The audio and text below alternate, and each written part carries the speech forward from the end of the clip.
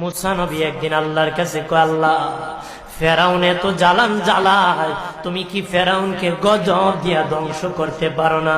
আমার আল্লাহ কো, মুসা আমি ফেরাউনকে 4টা কারণে গজব দেই না। কয় কারণে? ফেরাউনকে 4টা কারণে গজব দেই না।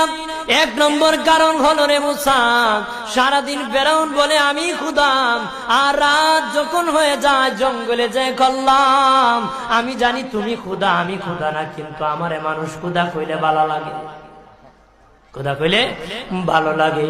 প্রভু, তাই তুমি বিরক্ত হইয়া আমার উপর গজব দিও না। আল্লাহ বলে, মুসা রে, ওই ফেরাউনের রাত্রির দুয়ার কারণে আমি আল্লাহ তার উপর গজব দেই না।